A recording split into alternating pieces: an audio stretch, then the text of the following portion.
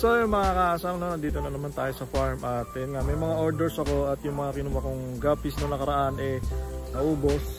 So kailangan kumuha ulit ng mga paninda dito ng mga feeder, mga molly.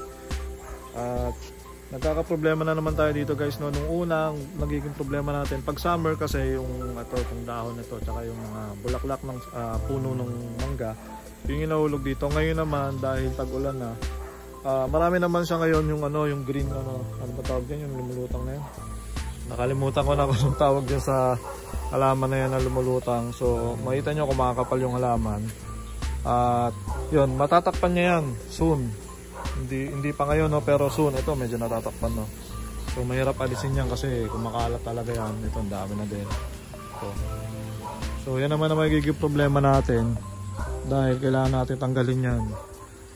Yung iba pinapakain sa manok yan o kinakain din ng manok yan. Tapos yun nga, kailangan ko kumuha ng ng molly. Ito magre-release ako ng konting PKBM kasi may order tayo. PKBM, ayan, meron naman ako mga fry niyan, so pwede tayo magbawas dyan.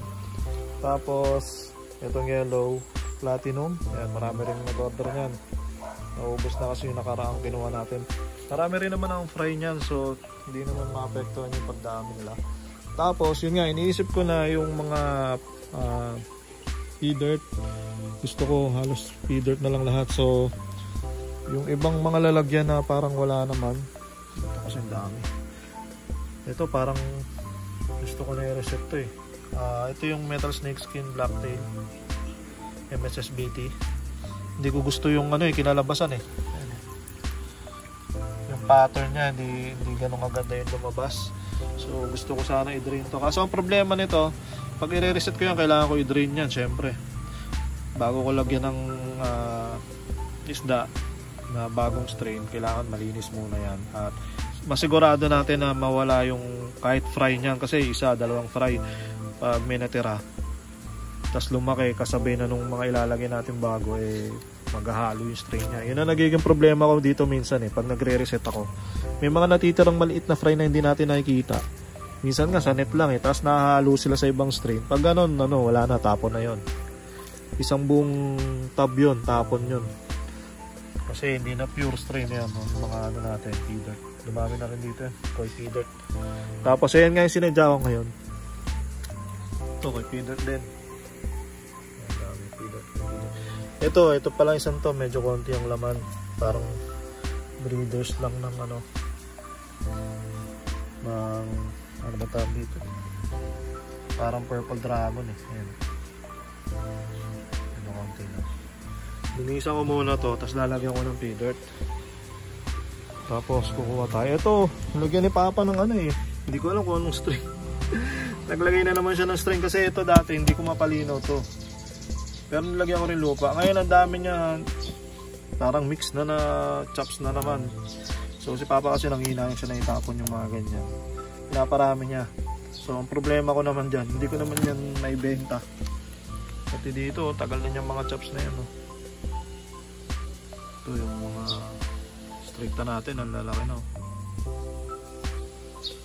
Pwede na nga walang pump yan nilagyan ko lang din ng pump para masigurado tayong lilino yung tubig.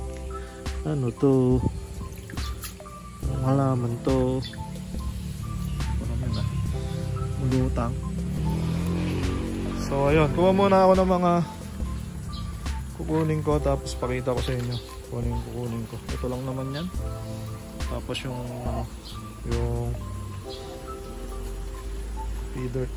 feeder to marami ako order Dito meron pa tayong mga feeder dito. Ayan, ang anak na yung feeder dito. May mga nakikita na ang fry doon Ayan. Ang bilis lang. Dito may mga crayfish. May mga crayfish pa nga pala tayo Ang daming chops si Papa talaga. Ang daming chops, so problema ko na naman yan. Dito naman nag-chops na rin to yung tuxedo ko may mga nag-chops na dyan. Kailangan i-reset na rin yan. Ito yung ating mga koi feeder. Dami pa rin Diyan tayo kukuha mga pambenta natin. Nag-sale ako nito guys para sa mga subscriber ko. Mga nanonood sa akin at nakabang. Nag-release ako niyan 250 ang ampere. Ano na 'yon? Koi P-dirt na 'yon. Tapos yung mga P-dirt, nag-release ako niya 150 na lang. At yun, naubos naman. Ilang oras lang naubos. Teka, bakit may swordtail doon ah? Hindi nalagay na swordtail. O nga pala guys, kailangan ko rin ng lalagyan kasi nagdala ako dito ng molly. So may dala ako ditong molly, yung tricolor natin na molly. So ba ito ilalagay? Kasi yung tagal lumaki doon sa amin sa bahay. So kailangan kong kumuha talaga ng isang tab para dito. Tapos nagdala rin ako ng isang female na 5-pin platin natin, red wagtail. Kasi yan, dadagdagan natin ng female to. Ayun na yung mga frame nila, ang dami na. Yes, kailangan ko rin nalalagyan ito. Ito yung mga gusto ko ng paramihin ngayon. Kaya kailangan ko talaga mag-delete dito ng mga strain. Delete talaga yun. Kailangan magtanggal ng strain para maiipat sila. Ito, hindi ko alam, may naman ba ito? Dito na lang yata. Oh, may swordtail. May swordtail, tapos may gapi, no? Labo. Ito, walang fry. So, tsaka gapi siya. Pwedeng dito ko na lang ilagay itong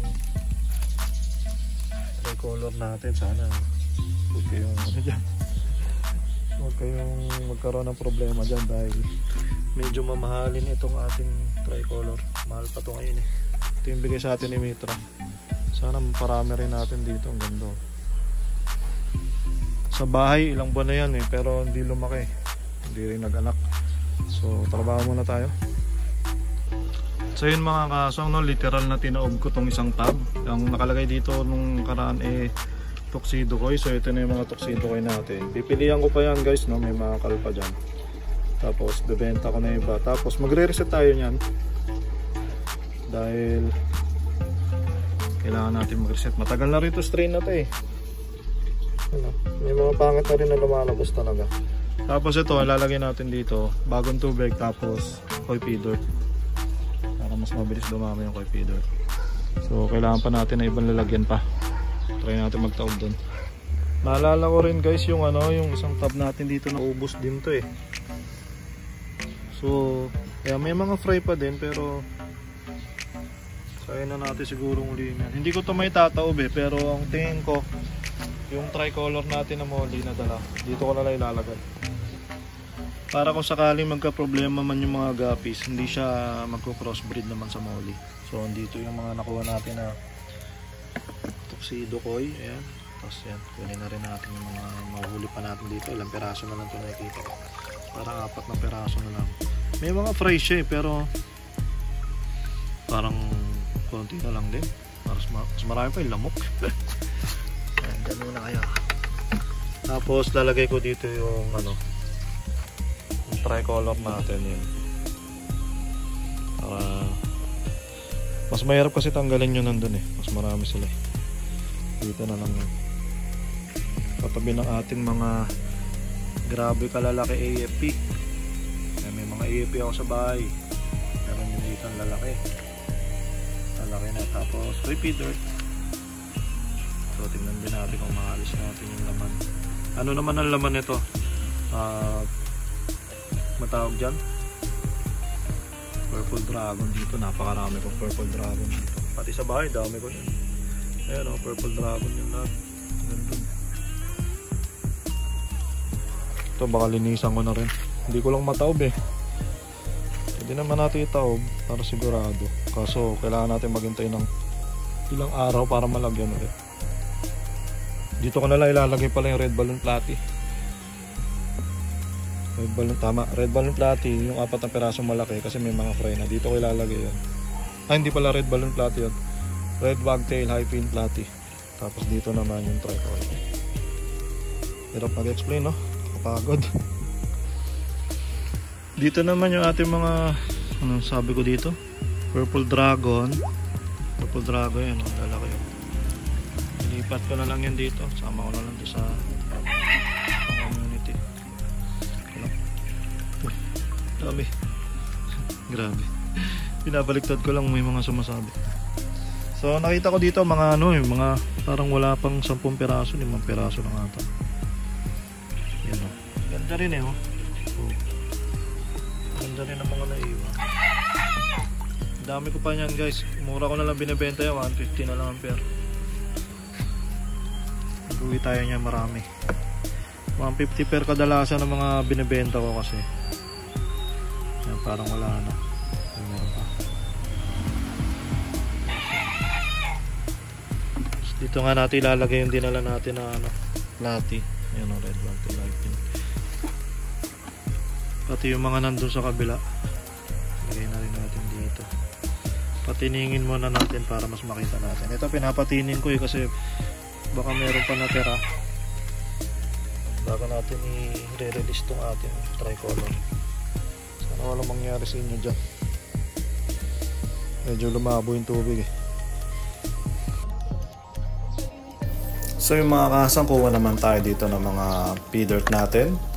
Ito medyo marami tayong makukuha dito kasi ang dami na talaga nito. At matagal-tagal ako hindi talaga nag-harvest dahil talagang pinarami ko sila. Ayan, salok muna tayo dyan. Tapos syempre pipilian natin yan kasi yung iba dyan mga maliliit pa. Yung mga maliliit ibabalik natin, no? Tapos ihiwalay natin yung mga pea dirt sa koi pea dirt. Ayan, no? Makikita nyo. May mga koi pea dirt, mayroong mga pea dirt lang. So ihiwalay natin yan. At ayan, nakakuha tayo isa. Teka lang, medyo mahirap pulihin ah.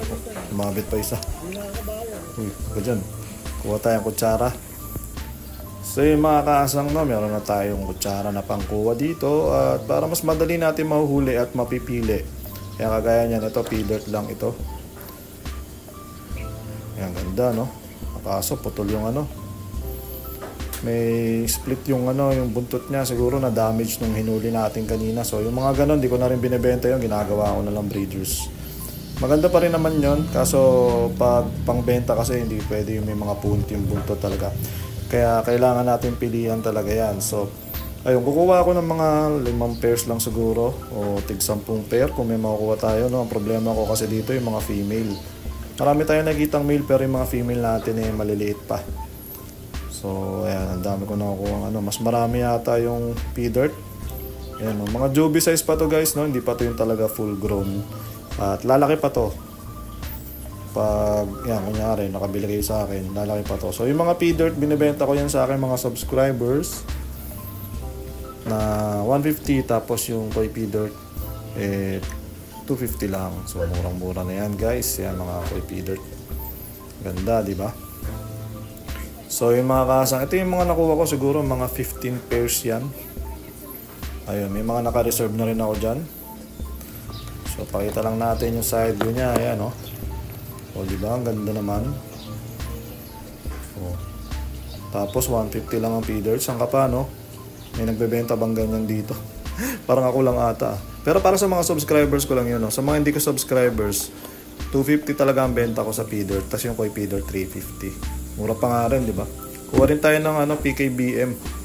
Isang trio lang. Yan, isang trio lang ang kailangan ko PKBM kasi si Sir Henry na nag-request sa akin ito. Pagbigyan ko yung suki natin tsaka yung ano natin yan, talagang 100% support sa ating channel kahit sa Facebook at YouTube, lagi yan nakatutok. So humiling siya ng ano, kung meron daw akong PKBM, mag-release tayo ng 3 para ma-experience ko naman na magbenta ng PKBM. Tapos yun nga pala, no, yung ating red balloon platy. Red balloon platy na naman tuloy. Hyping red wagtail platy natin yan, ulihin natin dito. Meron ako dito ng trio eh. Tapos marami na kasing fry. So kukunin ko yung trio para yung mga fry nila dyan na sila lalaki at mas mabilis silang lalaki kasi pag wala silang kasamang mas malaki sa kanila. So yung pagkain wala silang masyadong kaagaw. Kaya mas maganda talaga na ilipat natin. So naglagay na nga ako doon ng malilipatan na tub. Ayan, meron tayong trio dyan, tapos nagdala pa ako isang female. Bali, ang ratio natin dito is isang male, 3 female. Ewan ko lang kung hindi pa kayo dumami dyan. At ito na yung isang female na galing sa bahay. No? May laman na rin to, so mga anak na lang to dito. At i-release na rin natin kasama ng 3. So, sa isang tab na to, 4 na platy. Tapos dito naman, sa katabing tab nila, yung tricolor natin na binigay sa akin yung Mistress Backyard. 4 lang din yan. Ang ratio niyan is ganun din, 1 male, 3 female. So sana maparami natin yan dahil ito yung medyo magandang line yan eh. Alright. Tapos yun no, kuha nga rin pala ako ng ano, may order ako ng Dambu Ear Mosaic. Ito yung mga Dambu Ear Mosaic natin, pakita ko sa inyo na malapit oh. Yan yung mga full grown na, hindi to juvie size, mga full grown na yan. Kasi medyo late lumalabas yung ano niya, yung Dambu Ear niya. Hindi kagaya ng P-Dirt. Yung P-Dirt kasi kita mo agad na malaki. Ito medyo late pero lumalabas pa rin yun no. Kailangan lang full grown siya. So yun mga kaasang no, marami-rami tayong nakuha ngayon at tingin ko itong 6 na plastic na to mga worth 3 to 5,000 ito. So isang harvest natin mga ganong karami no. Pero hindi naman lagi. Ito mga kinuha ko mga Dambu Ear Mosaic. Yan ang ganda rin no. May order na ako niyan so nagpasobra lang ako ng konting pair. Tapos kinuha ko rin yung mga malalaki natin na yellow platinum balloon molly. Kumuha rin ako ng trio na PKBM no. Kasi si Sir Henry ng Santa Rosa, yan nag-request sa akin na suki ko yun. So binigyan ko siya ng tatlong ano, PKBM no, isang trio. Hindi talaga ako nagre-release nito pero pinagbigyan ko lang kasi ano ko talaga siya suki. Tapos yun, platinum, ano to, Purple Dragon. Yan Purple Dragon, dami. 150 lang yan. Tapos kinuha ko na yung mga tuxedo ko dito, pipilihan ko to. Tuxedo ko, pipilihan ko yan. Tapos magre-reset tayo niyan. Tapos ito mga PKBM Koi P-Dirt, yan. May mga order din ako nito. Tapos may mga pasobra din tayo. So ayan yung mga kinuha natin. Mga worth ano yan, 3 to 5,000 yan. Kala mong konti pero goods na yan. So yung mga kasang no, grabe, nakakapagod din pag-harvest pa lang natin, nabot na tayo ng halos kalahating araw. So ayun, marami pa tayo isda, tuloy-tuloy pa rin naman ang pagdami niyan. Hindi ko naman kinukuha lahat. So pag nagkakaling ako pag pag kumukuha na. So hinahayaan ko lang dumami yan dyan. Tapos hindi nga ako araw-araw nandito kaya yung water change natin dyan halos hindi rin ako mag water change. At ayun, yun lang yung kaya na oras natin. So kaya mura din tayo magbenta dahil hindi nga masyado nag-water change. Tapos PO1 lang yung pakain natin dito. So yung maintenance natin hindi ganun kalaki. Kaya nakakapag-release ako ng ng mga murang guppies. So ayun, para sa mga subscriber ko, ang Koi P-Dirt 250 per pair, ang P-Dirt binaba ko na lang siya sa 150 per pair. Tapos ayun, yung mga kadalasan yung mga ano ko dito puro 150 per pair na halos lahat. So sa mga gusto order sa akin, andyan yung Facebook natin, Hendrix Backyard, doon nila lang ako message. So tapusin na natin ang video na to at maraming salamat sa mga nanonood pa rin. Peace out.